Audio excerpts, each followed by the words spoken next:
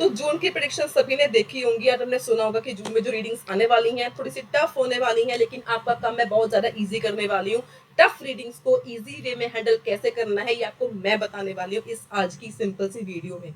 So make sure इसको ending तक जरूर देखना। अगर आप मेरी वीडियोस को फॉलो करते आ रहे हो तो आपको पता होगा कि मेरी रीडिंग्स की ट्रिक्स जो है, स्ट्रैटेजी जो है, ऑलवेज काम करती हैं। एंड रीडिंग में हमेशा बोलूंगी टफ वगैरह नहीं होती, ये सिर्फ आपका देखने का नजरिया होता है। एंड अगर आप मेरी नजर से देखोगे तो आपको रीडिंग बिल्कुल ही इजी लगेगी। By the end of this video आपको पता चल जाएगा कि मुश्किल कुछ नहीं होता। It is only the way you perceive the questions, locations, quest and the answers. And अगर आप सब्सक्राइबर, आपको पता होगा कि मैं किस तरीके से करवाती हूँ। If you are new to my channel, एक बार अगर आपने वीडियो एंड तक देख ली तो मेरे को कहना भी नहीं पड़ेगा, आप खुद से इसको लाइक भी करके जाओगे, शेयर भी करोगे, हाइप भी करके जाओगे, इसको आप सब्सक्राइब भी करके जाओगे। इतना इजी वे में आपको मैं करवाने वाली हूँ। एंड ये वो रीडिंग है, इसमें सेक्शन 3 में बेसिकली क्या आते हैं, आपके पास ट्रेंड क्या चल रहा है, ऑप्शंस वाली, समरी वाली, ब्लैंक्स की ट्रेंड चल रहा है बहुत ज्यादा। एंड ये सिनोनिम बेस्ड होती है, इनमें बहुत ज्यादा दिक्कत आती है स्टूडेंट्स को। इसकी ग्रामर ट्रिक्स क्या है, आपने इनको इजी वे में सॉल्व कैसे करना है, ये मैं आज की वीडियो में आपको बहुत ही ज्यादा क्लियर हो जाने वाला है। तो यहाँ पे जो मैं चीजें बताऊं उनको एक बार सुनना, टिल द एंड देखना, नोट करना, एंड फिर मेरे को कमेंट में जरूर बताना क्या ये चीजें आपको हेल्प करी, क्या ये चीजें आपको समझ में आई, क्या इससे आपकी इंप्रूवमेंट हुई। मेरे को जरूर कमेंट में अपने रिव्यूज बता के जरूर जाना, आपको अच्छी लगी, अच्छी नहीं लगी, कोई सजेशंस देना चाहते हो तो डू कमेंट एज यू, मतलब जो भी आपको इसमें से मेरे को कमेंट करना चाहते हो, you can comment me anything. अच्छा लगा या जैसे भी आपको इस रीडिंग में जो भी आपको समझ में आया। तो सबसे पहले स्टार्ट करते हैं कि आपने इन चीजों में क्या देखना होता है। सबसे पहले तो बात आ जाती है लोकेशन की। कईयों को इसमें लोकेशन ही नहीं मिलती है। अब अगर मैं लोकेशन ढूंढने की बात करूं तो यहाँ पे हमारे पास ना कुछ वर्ड्स दे के रखे गए हैं। आप बोलोगे मैम कीवर्ड्स, कीवर्ड में पूछूंगी कौन से, आप बोलोगे ABS यहाँ पे कीवर्ड है। फिर बोलोगे मैम यहाँ पे MLB एक कीवर्ड है। तो अगर मैं लोकेशन पे जाऊं, पैसेज पे जाऊं, तो स्टार्टिंग में ही आपका यहाँ पे ABS सिस्टम आ गया, फिर आपके पास यहाँ पे MLB आ गया, फिर उसके बाद नीचे जाऊंगी आपके पास यहाँ पर भी MLB है, फिर आपके पास उसके बाद यहाँ पर भी ABS है। मतलब दैट मीन्स आपके पूरा का पूरा फुल पैसेज ABS MLB के साथ भरा हुआ है। तो ये आपकी कीवर्ड्स नहीं होंगे। कीवर्ड्स वो होते हैं जो रिपीट ना हो एंड जिससे आपको लोकेशन फाइंड करना इजी हो जाए। तो यहाँ पे कीवर्ड आपका क्या होगा, सबसे पहले तो आपका यहाँ पे हो जाएगा batter's knee to the chest. अजीब सा वर्ड है जो आपको कहीं पर आपको पता है रिपीट नहीं हो सकता, this will be the keyword. इसके बाद स्टार्टिंग की लाइन पढ़ना बहुत ही ज्यादा जरूरी है। MLB still wanted human umpires to shout out decisions as they had in their dash, जो भी है मतलब डिसीजंस की यहाँ पे बात कर रहे हैं। उसके बाद नीचे इन दी पास्ट कीवर्ड देके रखा गया है। इसके बाद नीचे फर्स्ट गेम में कीवर्ड देके रखा गया है। अब अगर IDP ने 3 ब्लैंक्स के बाद गैप छोड़ा, उसके बाद 2 ब्लैंक्स दी, तो इसका कोई बड़ा रीजन है, इसका कोई कारण है, इसके पीछे कोई हिडन स्ट्रैटेजी है। वो क्या है, टिप्स क्या है, आपको सब कुछ इस वीडियो में पता चल जाएगा। अब लेट्स स्टार्ट दी ब्लैंक्स। इनको सबसे पहले तो लोकेशन ढूंढेंगे, बैटर्स नी कहाँ पे है, पास्ट कहाँ पे है, फर्स्ट गेम कहाँ पे है। अगर आप सारे कीवर्ड्स पहले ही ढूंढ लोगे ना तो आपको सारे आंसर्स ढूंढने में दिक्कत नहीं आएगी। लोकेशन ढूंढना खैर इंपॉर्टेंट तो है ही है, लेकिन मैं आपको पर्सनली इसके 2 मेथड्स करवाने वाली हूँ। लेट्स सी कैसे। यहाँ पे MLB still wanted human umpires to shout out decisions की बात कर रहे हैं, जो भी है। अगर स्टार्टिंग में जाऊं तो स्टार्टिंग में आपके पास लिखा हुआ है wanted human umpires to announce their calls, ठीक है, announce the decisions, announce their calls, आपको मिल गया, सेम टू सेम यहाँ पे मिल गया। उसके बाद अगर मैं थोड़ा सा जाऊं तो यहाँ पे हिट द बॉल लिखा गया है, बैटर्स नहीं मिल गया, आपको टू द चेस्ट मिल गया, कीवर्ड मिल गया। फिर उसके बाद आपको फर्स्ट गेम देके रखा गया था, यहाँ पे भी आपको फर्स्ट गेम का कीवर्ड मिल गया। फिर आपको for a pass 50 and 100 years मिल गया, ये आपको कीवर्ड्स मिल गए। That mean second and third में यहाँ पे आपके सारे ब्लैंक्स फिनिश हो जाएंगे, ओवर हो जाएंगे।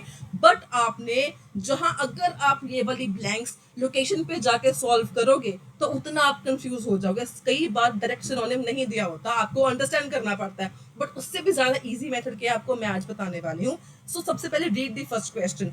Understanding is the key, how you have to understand, ये भी आपको समझाने वाली हूँ।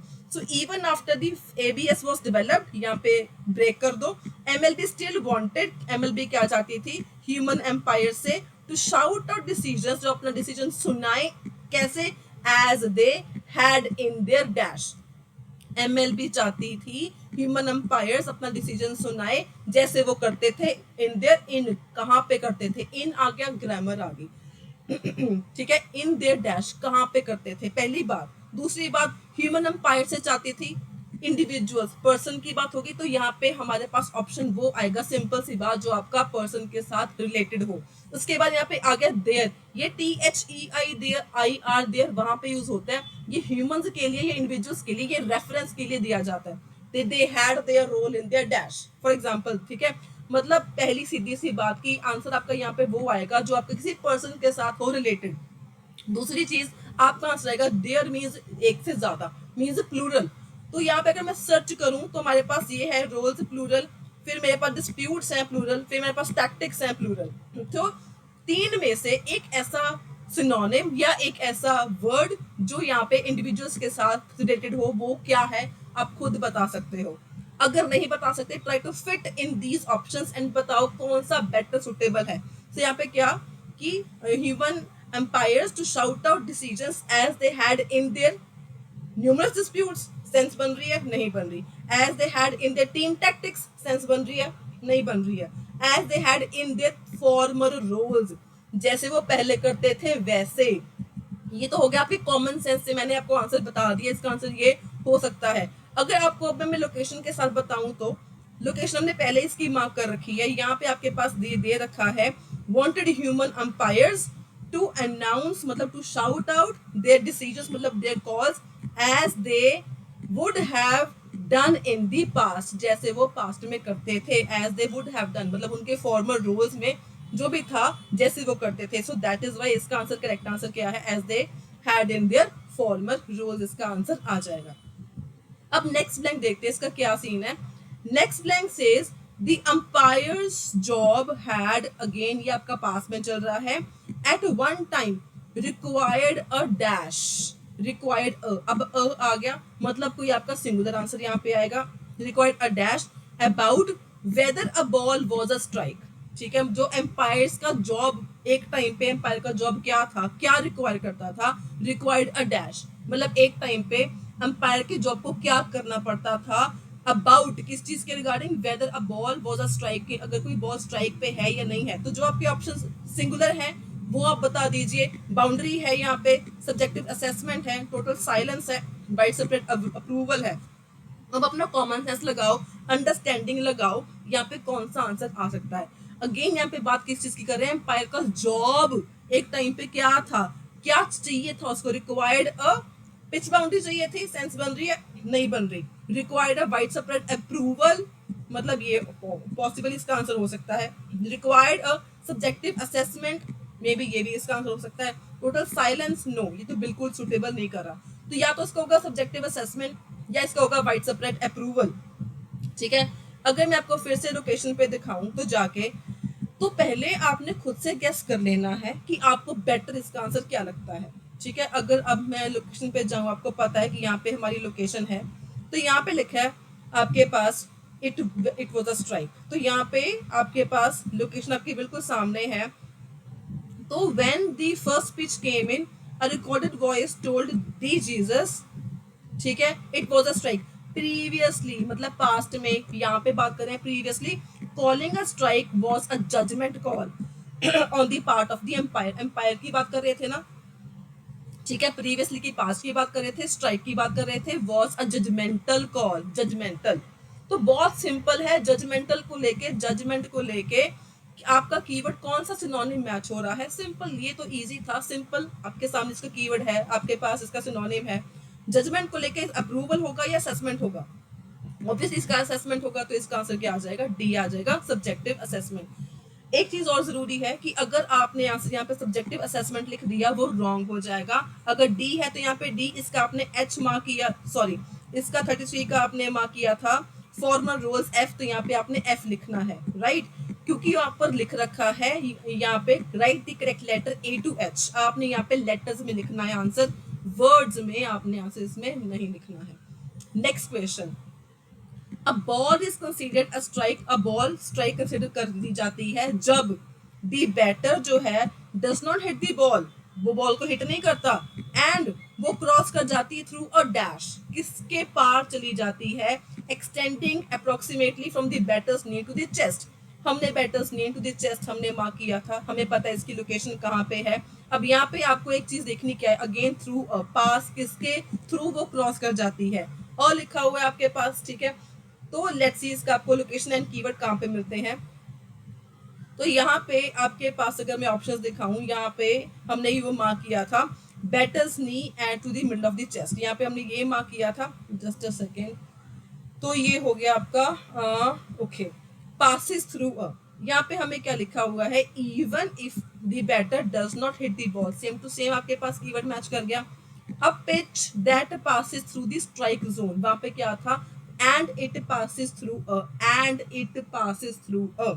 अब आप बोलोगे मैम अ के साथ पिच लिखा हो, इसका आंसर पिच आ सकता है, तो क्यों इसका आंसर पिच क्यों आएगा, पासिस थ्रू अ, वो पहले वाले ब्लैंक आपके पहले नहीं है, पासिस थ्रू अ ब्लैंक आपके बाद में है, passes through a strike zone. अब स्ट्राइक जोन का आपने सिनोनिम ढूंढना है, उसके बाद क्या लिखा हुआ है, स्ट्राइक जोन क्या होता है, an imaginary zone about 17 inches wide stretching from the batter's knee to the middle of the chest. वहां पे लिखा था एक्सटेंडिंग, यहाँ पे लिखा हुआ है स्ट्रेचिंग। अगेन सारे कीवर्ड्स बहुत इजीली मैच कर रहे हैं, इसमें कोई कह सकते कि ये मुश्किल है, बिल्कुल भी मुश्किल नहीं है, सारे के सारे exactly words keyword same to same match कर रहे हैं, राइट। अब पासिस थ्रू, बस ये भी क्लियर है, passes through the strike zone, ठीक है, स्ट्राइक जोन की बात कर रहा है। अब आपने सिंपल स्ट्राइक जोन का आपने कीवर्ड फाइंड करना है कि स्ट्राइक जोन को क्या बोलते हैं, मतलब ठीक है स्ट्राइक जोन, फिर आपको बता दे कि स्ट्राइक जोन होता क्या है, प्रॉपरली बताया हुआ है कि what is the strike zone. तो पिच तो हमने बता दे कि पिच का इसका आंसर है ही नहीं है, असेसमेंट हम कर चुके हैं, अप्रूवल तो इसका जा ही नहीं रहा, फॉर्मल रोल्स हमारा हो चुका है, तो ऑब्वियसली इसका क्या हो जाएगा, परसीव्ड एरिया, मतलब जो एरिया आपके साथ मेंशन कर दे कि क्या एरिया को क्या बोलते हैं, सो इसका आंसर क्या हो जाएगा, परसीव्ड एरिया, इसका आंसर एच हो जाएगा। आई होप आपको समझ में आ रहा है। स्टिल आपके माइंड में कोई डाउट आता है, you can comment me down in the comment section below. अब इसके बाद इन दी पास्ट, पास्ट हमें देखेंगे पास्ट की बात कहाँ करी गई है, dash over the strikes calls were not common, मतलब पास्ट में, मतलब ओवर डैश क्या, क्या over the strike calls were not uncommon, not uncommon का मतलब क्या था, वर नॉट अनकॉमन, कॉमन थी बहुत ज्यादा चीजें, ठीक है, क्या चीजें जो आपका हो चुका है, you have to eliminate those options. Perceived area हमने कर लिया है, फॉर्मल रोल्स हमने कर लिया है, सब्जेक्टिव असेसमेंट हमने कर लिया है, ठीक है। अब हमने देखना है कि इसका आंसर आपका क्या होगा। अब यहाँ पे पास्ट की बात कर रहे हैं, पास्ट में क्या चीज कॉमन थी या common but not uncommon, uncommon नहीं थी चीजें पास्ट में। अब हमने एक यहाँ पे कीवर्ड मार्क किया था पास्ट को हमने देखने के लिए, फॉर 150 ईयर्स और सो, पास्ट की बात कर रहे हैं। The strike zone has been game's animated force, countless arguments between a team's manager and the umpire have taken place over its boundaries, मतलब and whether a ball had crossed through it or not, जो भी है, ठीक है, मतलब यहाँ पे क्या बात कर रहे हैं, काउंटलेस आर्ग्यूमेंट्स की बात कर रहे हैं, काउंटलेस आर्ग्यूमेंट्स। तो यहाँ पे आप खुद सोचो कि काउंटलेस आर्ग्यूमेंट्स का यहाँ पे सिनोनिम आपको ऑप्शंस में क्या दे के रखा गया, it is that easy, keywords आपको मिल गए, लोकेशन आपको मिल गई। अब आपने देखना क्या है कि काउंटलेस आर्ग्यूमेंट्स का यहाँ पे सिनोनिम क्या है, इसका आंसर क्या होगा, मेरे को आपने बताना है कमेंट सेक्शन में इसका आंसर क्या होगा। अब लास्ट क्वेश्चन इज कि वन डिफरेंस हाउ एवर, ठीक है, क्या आ गया, is that during the first game आपको ये सिनोनिम देके रखा गया है, the Jesus used ABS strikes were met with dash, ठीक है, एबीएस जो स्ट्राइक कॉज थी वर मेट विद डैश। अगर आपको समझ में नहीं आता, अंडरस्टैंडिंग नहीं होती, अब इस केस में आपने क्या करना है, यहाँ पे आपका कीवर्ड बेसिकली क्या है, फर्स्ट गेम, यहाँ पे मेरे पास ये कीवर्ड है, तो यहाँ पे मैं लोकेशन पे हमने ऑलरेडी मार्क कर लिया हुआ था कि फर्स्ट गेम बात कहाँ कर रहे हैं, लेकिन यहाँ पे एक चीज आप ये सोचो कि फर्स्ट गेम ऊपर बात कर रहे हैं, प्रीवियस पास्ट की बात यहाँ कर रहे हैं, मतलब ये थोड़ा सा लोकेशन एंड आंसर आपका हो गया ऊपर नीचे। तो ये चीजें आप पेपर में एक्सपेक्ट करो कि आंसर्स ऊपर नीचे हो सकते हैं। अगर आप इसके आगे ढूंढना चाहोगे तो वो आगे आपको मिलेगा नहीं, फर्स्ट गेम मतलब हमने इसीलिए पहले यहाँ पे कीवर्ड मार्क कर लिया था ताकि आपको लोकेशन ढूंढने में दिक्कत ना आए, ठीक है। तो ये चीजें आप एग्जाम में एक्सपेक्ट कर सकते हो। So when de Jesus announced calls की बात कर रहे थे, there was no heckling and no shouted disagreement, कोई चीखना चिल्लाना नहीं होता था, नोबडी सेड अ वर्ड, कोई भी एक भी वर्ड कोई भी नहीं बोलता था, सिंपल सी बात है, कोई कितना इजी है कि नोबडी सेड अ वर्ड। आपको कीवर्ड्स क्या मिल गए यहाँ पे, फर्स्ट गेम मिल गया, डिजिटस मिल गया, कॉल्स मिल गया, ठीक है, नो शाउट डिसएग्रीमेंट आ जाएगा, nobody said even a word, किसी ने भी एक भी वर्ड किसी ने नहीं बोला, इट्स दैट सिंपल। तो अगर मैं आपके पास यहाँ पे जाऊँ, लोकेशन में जाऊँ, तो यहाँ पे हम जो आप ऑलरेडी ऑप्शंस कर चुके हैं, तो यहाँ पे असेसमेंट वाला हो चुका है, फॉर्मल रोज वाला हो चुका है, हमारा परसीव्ड एरिया हो चुका है, हमारा न्यू डिस्प्यूट हो चुका है। तो यहाँ पे नोबडी सेड अ वर्ड, किसी ने कुछ नहीं बोला, there was no shouted disagreement. इसका क्या मैच कर रहा है? पिच बाउंड्री मैच कर रहा है? नहीं मैच कर रहा। टीम टैक्टिक्स मैच कर रहा है? नहीं कर रहा। वाइड स्प्रेड अप्रूवल की बात कर रहे हैं? नहीं कर रहे। तो रह क्या गया? Total silence. भी किसी ने कुछ भी नहीं बोला, देयर वाज टोटल साइलेंस। तो इसका आंसर क्या आ जाएगा? ऑप्शन नंबर जी। अब आप खुद बताओ कि मैंने आपको कितने इजी वे में करवाया। Grammar, based on the grammar, based on the understanding and based on some strategies. ये इतने इजी होते हैं, कोई इसमें मुश्किल नहीं होता। एक सिंपल सी टिप और देने वाली हूँ कि लेट्स से अगर आपको कोई भी सेंटेंस लोकेशन में या क्वेश्चन में समझ में नहीं आता, it is that too long, just break that line into different parts according to your convenience. And जब तक आप समझोगे नहीं तो आंसर उतना ही मुश्किल हो जाएगा। डिमांड ऑफ द क्वेश्चन को समझना is very very very important, ये बहुत जरूरी है। एंड कीवर्ड्स की हेल्प से बहुत इजी हो जाता है। पासिस थ्रू हुआ था तो यहाँ पे क्रॉसेस थ्रू अ डैश लिखा हुआ था, राइट। तो ये चीजें कुछ जो मैं टिप्स एंड ट्रिक्स समझाई, ये काफी ज्यादा इंपॉर्टेंट है। आई गेस आपको ये वीडियो समझ में इंफॉर्मेटिव लगी होगी। आपके इसके बारे में क्या रिव्यूज हैं, काइंडली कमेंट में जरूर बताना। एंड आप क्या चाहते हो कि नेक्स्ट वीडियो मैं किस मॉड्यूल के ऊपर या किस टाइप ऑफ क्वेश्चन को लेके मैं आऊँ, आपकी क्या प्रॉब्लम्स हैं, ज्यादा कमेंट में जिसके जितने ज्यादा प्रॉब्लम्स होंगी, जिसको वोट ज्यादा होंगी, उसके ऊपर मैं नेक्स्ट वीडियो पक्का आप लोगों के लिए लेके आऊंगी। एंड अगर आपको इस वीडियो से कुछ सीखने को मिला हो, so like this video, share this video, hype and subscribe for these such informative techniques on all the different 4 modules. Until then, stay happy, stay healthy, and all the very very best for your exam.